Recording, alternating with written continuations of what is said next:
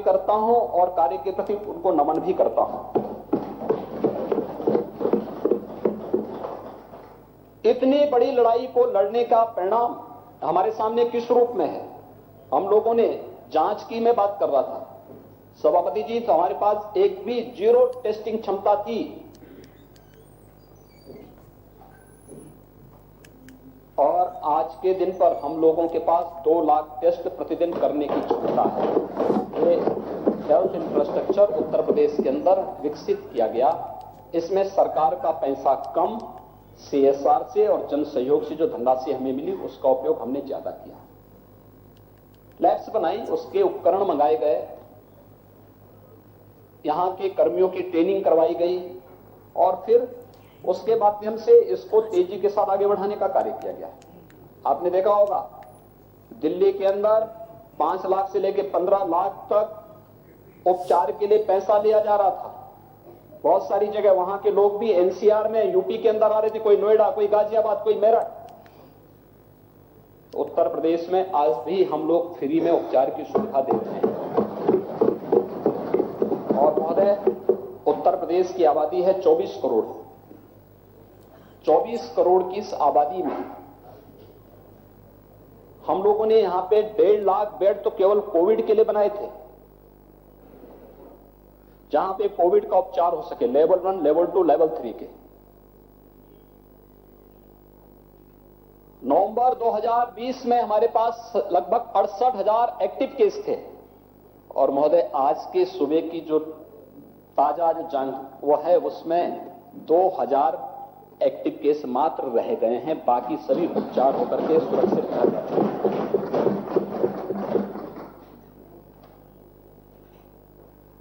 जब कोविड प्रदेश में आया था, प्रदेश के 36 जिले ऐसे थे जहां एक भी ICU बेड नहीं थे, वेंटिलेटर नहीं थे। आज 75 के 75 जनपदों में वेंटिलेटर भी हैं, ICU बेड भी मौजूद हैं, हमारे पास ट्रेन मैन पावर भी वहां उपलब्ध है और जहां पर बहुत अच्छी विशेषज्ञ स्वास्थ्य सेवाओं का अभाव था वहां पे हम लोगों ने वर्चुअल ICU भी वहां प्रारंभ किया। SCPGI से, KGMU से, RML से, BHU से, एम्स दिल्ली से वर्चुअल ICU भी वहां पर उस प्रकार की सुविधाएं भी वहां उपलब्ध कराई गई। उस दौरान तमाम संकट भी आए, यानी लॉकडाउन प्रारंभ होता है और लॉकडाउन प्रारंभ होने के तत्काल बाद दिल्ली से अचानक 4-5 लाख लोग वहां से निकल पड़ते हैं, क्योंकि वहां उन लोगों के बिजली पानी के कनेक्शन काट दिए गए। यूपी बिहार के ज्यादातर लोग थे, यूपी बॉर्डर पर आए थे, हम उनको सड़क पर तो नहीं छोड़ सकते थे। हम लोगों ने वाहन की व्यवस्था करवाई, उत्तर प्रदेश परिवहन निगम की बसें वहां भेजी, उनको सुरक्षित उनके घरों तक पहुंचाने का काम किया। फिर मामला आया, कोटा में 14,000 बच्चे उत्तर प्रदेश के थे, उन्हें वहां से निकालना था। राजस्थान की सरकार ने सहयोग करने से इनकार कर दिया। हम लोगों ने फिर परिवहन निगम की बसें भेजी, उन्हें वहां से सुरक्षित लेकर के आई गए, उनको घरों तक पहुंचाया गया। प्रयागराज में भी 14,000 से ज्यादा बच्चे हमारे थे, प्रतियोगी परीक्षाओं की तैयारी कर रहे थे, उन्हें भी सुरक्षित उनके घरों तक पहुंचाने का काम हुआ। देश के अलग अलग क्षेत्रों से लॉकडाउन की अवधि बढ़ती गई, वे लोग पलायन करते गए और उत्तर प्रदेश से, अकेले उत्तर प्रदेश के लगभग 40 लाख के आसपास प्रवासी कामगार और श्रमिक उत्तर प्रदेश के थे और उत्तर प्रदेश से होते हुए जाने वाले लोग शेष अन्यों की देखें तो लगभग 60 लाख होती। 1 करोड़ लोग उत्तर प्रदेश से होते हुए गए या उत्तर प्रदेश में आकर के गए। इन सभी लोगों के लिए भोजन की व्यवस्था, क्योंकि बहुत सारी जगह कुछ राज्य सरकारों ने तो लेने से इनकार कर दिया था, तो जो उत्तर प्रदेश से जाएगा तो उसको 21 दिन तक, उस समय क्वारंटीन का जो पीरियड था 21 दिन का था, 21 दिन तक यहां पे रहने की व्यवस्था, उनके खाने की व्यवस्था, उसके उपचार की व्यवस्था, ये भी राज्य सरकार को करना पड़ा था। स्वयंसेवी संगठनों ने इसमें योगदान दिया, विभिन्न दलों के लोगों ने भी अपने स्तर पर उसमें योगदान दिया, तमाम सामाजिक संगठनों ने भी उसमें, व्यापारिक संगठनों ने भी उसमें योगदान दिया और हर व्यक्ति इस बात को कह सकता है कि उत्तर प्रदेश में जो आया होगा, त्रासदी थी, लेकिन जो उत्तर प्रदेश में आया वह भूखा नहीं रहा, प्यासा नहीं रहा, उसको भोजन भी मिला, उसको पानी भी मिला और जनता उसकी सेवा के लिए लगी रही। और देश के अंदर कहीं आप जाइए, हर व्यक्ति इस बात को मानता है कि उत्तर प्रदेश राज्य ऐसा था जिस राज्य में कोई भी जाके कहीं का भी था, उसको उसकी जाति नहीं पूछी गई, उसकी पाति नहीं पूछी गई, उसको हम लोगों ने किसी भी रूप में कोई उसके साथ दुर्व्यवहार नहीं होने दिया, अपमान नहीं होने दिया। उत्तर प्रदेश की जनता ने इतना बड़ा मन बना करके काम किया कि कोई भी आया तो उसको हम लोगों ने उसी रूप में बहुत सम्मानजनक ढंग से उसके लिए सुविधा दी, उसके लिए दी, क्योंकि हमने जाति नहीं देखी, किसी की परिवार नहीं देखा, क्षेत्र नहीं देखा, भाषा नहीं देखी, उसका मत और मजहब नहीं देखा। क्योंकि अटल जी ने हमें एक संस्कार दिया था, उन्होंने एक बात कही थी कि आदमी न ऊंचा होता है न नीचा होता है, न बड़ा होता है न छोटा होता है, आदमी सिर्फ आदमी होता है।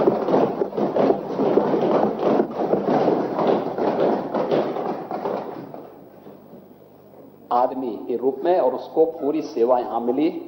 अहमद हसन जी तो पुराने पुलिस के अधिकारी रहे, पता नहीं पुलिस के संस्कार आपने कब छोड़ दिए। वैसे अच्छे अधिकारी के रूप में थे। अगर आप आज के दिन पे होते तो सबसे पहले आपका डंडा समाजवादी पार्टी के लोगों पे ही पड़ता है, मैं विश्वास के साथ कह सकता हूं। अलग विषय है कि गलत दल में बैठ गए हैं, लेकिन आपकी आत्मा जरूर जागृत होती होगी, बोलती होगी, कभी कभी आपको कचोड़ती होगी कि कहां बैठ गया इस उम्र में। अब नहीं, मैं सही जगह पे हूँ और बिल्कुल सही, पुलिस तब भी सही था, अब भी सही है।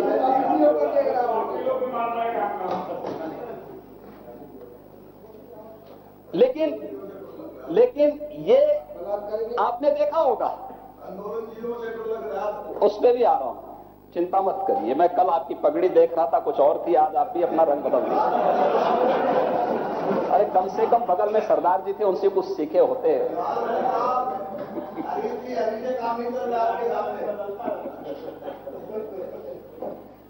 हरियाली में भी आऊंगा मैंने। महोदय 40 लाख लोगों को, और उत्तर प्रदेश पहला राज्य था जिसने संगठित क्षेत्र के श्रमिकों को भरण पोषण भत्ता देना शुरू किया, राशन देना शुरू किया, ठेला, खोमचा, रेहड़ी, कूली, पल्लेदार, मजदूर, सभी लोगों को देना शुरू किया।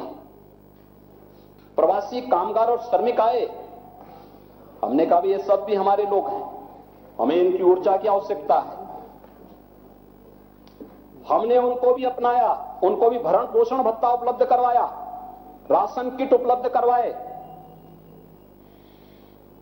राशन कार्ड उपलब्ध करवाए, राशन कार्ड की बाध्यता समाप्त की कि 2 महीने के बाद इनको राशन मिलेगा। कहा गया नहीं, जिस दिन राशन कार्ड मिलेगा उसी दिन से इनको राशन भी उपलब्ध कराना शुरू कर दो। फ्री में 2-2 महीने में 2-2 बार राशन उपलब्ध करवाया गया। अंत्योदय का राशन और पात्र गृहस्थी के राशन कार्ड दोनों में हम आभारी हैं प्रधानमंत्री मोदी जी के। नेशनल पोर्टेबिलिटी सिस्टम के साथ उन्होंने उत्तर प्रदेश को भी जोड़ा और पूरे देश को जोड़ा। उत्तर प्रदेश का कामगार देश के अंदर कहीं भी होगा, उत्तर प्रदेश का राशन कार्ड उसके पास है तो वह कहीं भी देश के अंदर राशन ले सकता है। ये सुविधा हर मजदूर और हर नागरिक को उपलब्ध हो चुकी है और ये नेशनल पोर्टेबिलिटी का एक व्यवस्था अपनाने वाला देश का सबसे बड़ा राज्य उत्तर प्रदेश है। सबसे प्रथम रूप से हमने गरीब कल्याण पैकेज अप्रैल से लेकर के नवंबर तक हर गरीब को मुफ्त में राशन अलग से उपलब्ध कराया गया। आत्मनिर्भर भारत का पैकेज हम लोगों ने प्रदेश के अंदर 10 लाख से अधिक एमएसएमई यूनिट को बैंकों से जोड़ करके उन्हें लोन उपलब्ध करवाने का कार्य कराया, जिससे वे फिर से आगे बढ़ सके, लॉकडाउन की अवधि में उनकी भरपाई हो सके और वे कार्य के साथ तेजी के साथ आगे बढ़ सके।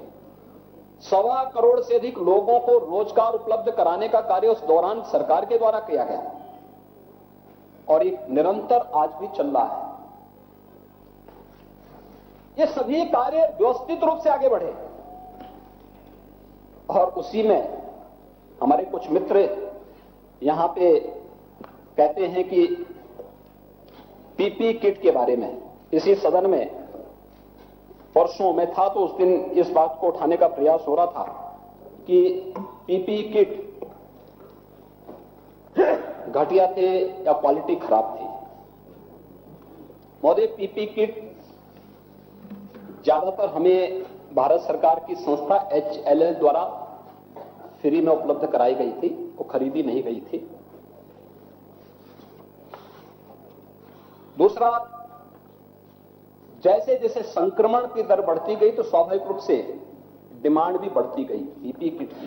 हेल्थ वर्कर्स के लिए हमने तो सफाई कर्मियों तक के लिए उपलब्ध करवाई थी, हर एक स्तर पर पीपी किट की आवश्यकता थी। तो पीपी किट, घटिया स्तर की पीपी किट की आपूर्ति न हो और कोई भी इसको न करे, इसके लिए भारत सरकार की मदद से ही हम लोगों ने यहां पर भी एक समिति गठित की थी और वह टीम थी जिसके माध्यम से हम लोग इस कार्य को यहां पर संपन्न कर रहे थे, जो जांच कर रही थी, जिसके माध्यम से सारी चीजें हो रही थी। और इसमें चाहे वह पीपी किट हो, ग्लव्स हो, मास्क हो, सैनिटाइजर हो या फिर जितने भी पल्स ऑक्सीमीटर हो या सभी अन्य उपकरणों की भी जांच की प्रक्रिया को हम लोग कर रहे थे। और इसमें जांच के लिए हम लोगों ने कमेटी स्टेट की तरफ से अपनी बनाई थी, SCPGI की, IIT कानपुर की, KGMU की एक टीम में काम कर रही थी।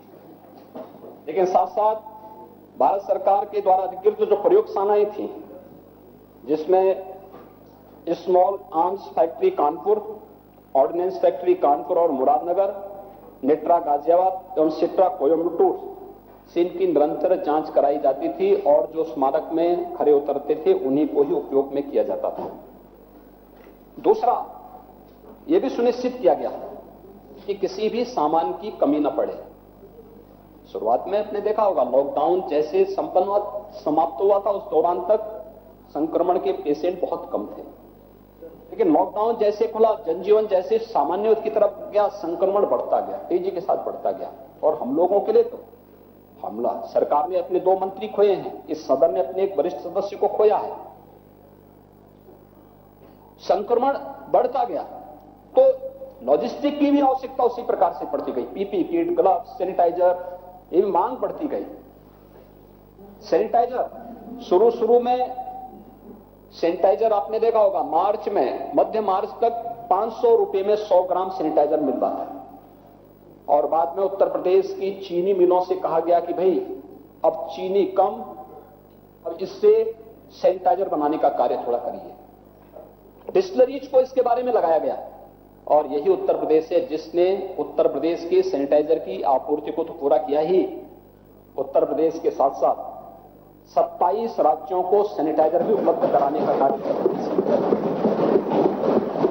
महोदय, पीपी किट की आज कोई कमी नहीं। हम लोगों ने कोरोना कालखंड में इतनी यूनिट यहां यूपी में MSME की लगाई, बैंकों से जोड़ा, उन्हें बैंकों से लोन उपलब्ध कराया और क्वालिटी के साथ पीपी किट जो कभी 5,000 रुपए में आ रहा था, वही पीपी किट अंततः इतना ज्यादा प्रोडक्शन, हमें हमेशा मार्केट के उस नियम को देखना होगा जिसमें डिमांड एंड सप्लाई पे व्यवस्था चलती है। डिमांड ज्यादा होगी और सप्लाई कम होगी तो महंगाई बढ़ेगी। जब डिमांड कम होगी, सप्लाई ज्यादा होगी तो माल सस्ता होगा। और यही स्थिति थी। शुरू में डिमांड ज्यादा थी, सप्लाई कम थी, तो पीपी किट 5,000 तक था। और वही पीपी किट जब हम लोगों ने प्रदेश की अपनी MSME यूनिट में उसका प्रोडक्शन प्रारंभ किया, वही पीपी किट 200 रुपए में, 250 रुपए में, 300 रुपए में, 500 रुपए के अंदर वही पीपी किट प्रदेश के अंदर उपलब्ध होने लग गया। और हम लोगों ने यहां से बाहर भी पीपी किट भेजना प्रारंभ किया, उसकी कोई कमी नहीं। पल्स ऑक्सीमीटर या अन्य इस प्रकार के जितने भी उपकरण थे, उसके बारे में अलग अलग टिप्पणी की गई। एक बार एक जनपद में हमारे एक माननीय सदस्य ने भी मुझे पत्र लिखा, मैंने जांच कमेटी बनाई और मैंने पल्स ऑक्सीमीटर के रेट मंगवाए। 1100 से लेकर के 1.5 लाख तक उसके रेट मुझे मिले। क्वालिटी अलग अलग थी। जैसे आपका स्मार्टफोन है, 2000 रुपए का भी स्मार्टफोन आपको मिल जाएगा और 2 लाख का भी स्मार्टफोन मिल जाएगा। यह आप पे निर्भर करता है कि कौन से ब्रांड की और कौन सी क्वालिटी की सामान को आप लेना चाहते हैं। ऐसे ही इसमें भी था। आरोप लगाने वाला एक सदस्य बाहर का भी था। जब जिस राज्य में उनकी सरकार है उनके राज्य का हमने डिटो मंगाया, तो जो पल्स ऑक्सीमीटर हम 1100 और 1500 रुपए में खरीदते थे, उसी को उन्होंने 50,000 रुपए में खरीदा था, 60,000 रुपए में खरीदा था। उनसे बताया गया कि देखो अपने राज्यों को तो देखो, या आईना देखो थोड़ा। उसके बाद से उन्होंने मुद्दा उठाना ही छोड़ दिया। महोदय, पूरी ईमानदारी और पारदर्शी तरीके के साथ, पूरी प्रतिबद्धता के साथ राज्य सरकार ने कोरोना प्रबंधन के कार्य को आगे बढ़ाया और उसका परिणाम है राज्य में 24 करोड़ की आबादी प्रदेश की है और 24 करोड़ की, देखिए ये उत्तर प्रदेश के हर नागरिक को इस पे गौरव की अनुभूति करनी चाहिए हमारे कोरोना प्रबंधन पे। आप स्वीकार करें न करें, अंतःकरण से स्वीकार करते होंगे सभी लोग कि बहुत अच्छा काम हुआ है। लेकिन दुनिया की सबसे बड़ी स्वास्थ्य संस्था विश्व स्वास्थ्य संगठन WHO ने उत्तर प्रदेश के कोरोना प्रबंधन की सराहना की और उसके बारे में मुक्त कंठ से उसकी प्रशंसा की। मौत एक भी है, वह कष्टदायी है, लेकिन आपको मैं कुछ डाटा उपलब्ध करा रहा हूं। आज तक का है, कल साइकिल तक का है, उत्तर प्रदेश का आज तक का है। उत्तर प्रदेश में लगभग 24 करोड़ की आबादी उत्तर प्रदेश की है।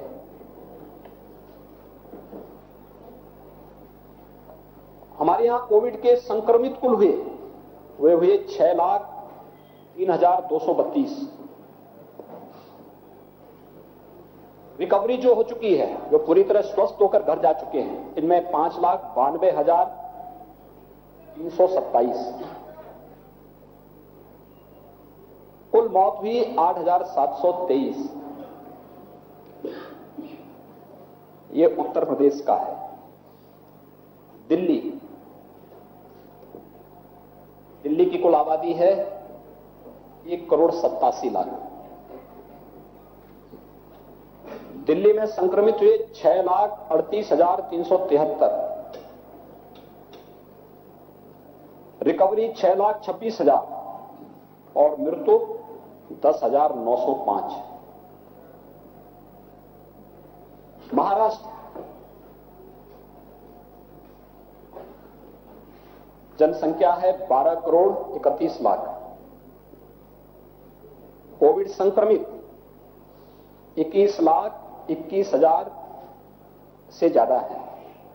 रिकवरी 20,08,000 और मृत्यु ही है 51,937। अमेरिका दुनिया की बहुत बड़ी ताकत है। जनसंख्या है 33 करोड़। कोविड संक्रमित हुए हैं 2,89,74,600। रिकवरी 1,93,40,300 और मृत्यु ही है 5,18,300 से ज्यादा है। ब्राजील उत्तर प्रदेश की समकक्ष आबादी है 21 करोड़ 25 लाख की आबादी है ब्राजील की। संक्रमित हुए 1,03,26,000। रिकवरी हुई है 92,81,000 और मौत हुई है 2,50,000।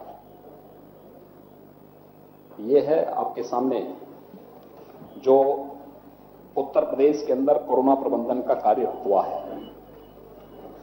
इस सब के बावजूद भी अगर आप प्रश्न उठा रहे हैं और अपने कोरोना वॉरियर्स के प्रति, स्वास्थ्य कर्मियों के प्रति कृतज्ञता ज्ञापित करने की बजाय हम उनको कटघरे में खड़ा करने का प्रयास कर रहे हैं, तो इससे बड़ी कृतज्ञता और क्या हो सकती है। ये समय है जब हम एकजुट होकर के इस महामारी के खिलाफ चल रहे इस अभियान का हिस्सा बन सकते हैं। और उत्तर प्रदेश के तो हर नागरिक को गौरव की अनुभूति करनी चाहिए कि हमारा हर नागरिक सुरक्षित है। आज भी हम लोगों के यहां बहुत अच्छे ढंग से इसको हम लोगों ने नियंत्रित किया है। कल 2 जगह मामले आए थे, एक लखनऊ के लामार्ट में और एक प्रयागराज के सेंट जोसेफ स्कूल एवं YMCA स्कूल। ये हमारे फोकस जो टेस्टिंग का वो है उसका परिणाम है कि हम एक एक जगह ढूंढ रहे हैं, और इसमें छात्रों का नहीं, इन संस्थाओं के कर्मचारियों में कोविड पॉजिटिव पाए गए थे। हर एक स्तर पर हम लोग जांच करा रहे हैं। आज भी आप देख रहे होंगे 1.25 लाख से लेकर 1.5 लाख जांच प्रतिदिन सरकार की चल रही है, लगातार चल रही है, सारी जांच फ्री में चल रही है। और आज तो हमारे लिए और भी प्रसन्नता का विषय है, प्रधानमंत्री जी ने कल, केंद्रीय कैबिनेट ने इस बात को भी घोषित किया है कि 60 साल से ऊपर के लोगों को मार्च प्रथम सप्ताह से वैक्सीन लगने प्रारंभ हो जाएंगे। 15 मार्च के आसपास मार्केट में भी एक टीका आ सकते हैं। जो लोग मार्केट से खरीद के लगाना चाहेंगे उनके लिए भी एक गाइडलाइन, सारी चीजें तैयार हो रही हैं और एक व्यवस्थित रूप में सारे कार्यक्रम को आगे बढ़ाने का कार्य हो रहा है। नहीं, कोई समस्या नहीं। उत्तर प्रदेश अब तक देश के अंदर सर्वाधिक टीकाकरण करने वाला राज्य है। आगे भी हम इसी प्रकार से इस कार्यक्रम को आगे बढ़ाएंगे। सबसे अधिक टेस्ट हमने कराए, सबसे अधिक बेड्स भी हमने उपलब्ध करवाए, सबसे अधिक टीकाकरण के कार्यक्रम को हम युद्ध स्तर पर आगे बढ़ा रहे हैं। ये सभी कार्यक्रम बहुत अच्छे ढंग से आगे बढ़ रहे हैं और ये उत्तर प्रदेश की उपलब्धि है। और उत्तर प्रदेश की इस उपलब्धि को मुझे लगता है कि उत्तर प्रदेश के हर वासी को इस पर गौरव की अनुभूति करनी चाहिए। हम लोगों को इन कार्यक्रमों के साथ अपने आप को जोड़ने पर मुझे लगता है आनंद की अनुभूति भी करनी चाहिए और गौरव की अनुभूति भी करनी चाहिए। प्रत्यक्ष अप्रत्यक्ष रूप से हर व्यक्ति इसके साथ जुड़ा रहा है, इसलिए सफलता मिली। ये टीम वर्क का परिणाम है। हर एक स्तर पर हर एक व्यक्ति इसके साथ जुड़ा तो सफलता प्राप्त हुई। तो सफलता का श्रेय भी राज्य के साथ लेकर के हमें इसको आगे बढ़ाना चाहिए। कोविड कालखंड के दौरान हमारे लिए बहुत गौरवशाली क्षण भी थे। हम लोग बार बार कहते थे, राम काज कीन्हे बिनु मोहि कहां विश्राम। अयोध्या में भगवान राम के भव्य मंदिर के निर्माण कार्य का भी शुभारंभ हो गया। भगवान राम का भव्य मंदिर 592 वर्षों की भारत की जो आस्था थी, देश और दुनिया के अंदर जो भी व्यक्ति भारत को उस रूप में देखना चाहता था, वह इस बात का इंतजार कर रहा था कब ये दिन आएगा। कई पीढ़ियां चली गई, लेकिन कई पीढ़ियों के बाद ये सौभाग्य हमें प्राप्त हुआ। अयोध्या में भगवान राम के भव्य मंदिर के निर्माण कार्य का शुभारंभ आदरणीय प्रधानमंत्री जी के कर कमलों से हो, पूज्य संतों की उपस्थिति में हो और वह कार्य युद्ध स्तर पर आगे बढ़ रहा है। हर व्यक्ति इसमें बढ़ चढ़ करके भाग ले रहा है। भारत के लोकतंत्र की विजय है।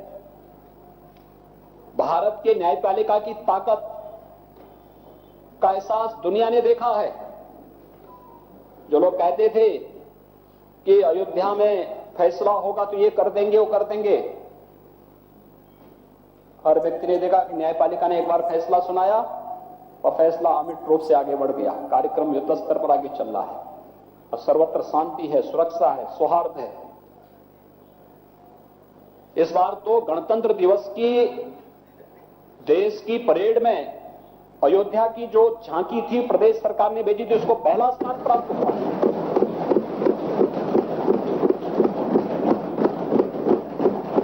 अयोध्या में दीपोत्सव का कार्यक्रम पूरी भव्यता के साथ संपन्न हुआ। दुनिया ने उसको देखा और अयोध्या से सिलसिला प्रारंभ हुआ देव दीपावली के दिन काशी में। काशी के बाद ये कार्यक्रम अब माघ मेले के रूप में देखने को मिल रहा है। माघ मेला में आप जाइए ना, कितनी भव्यता के साथ लाखों की संख्या में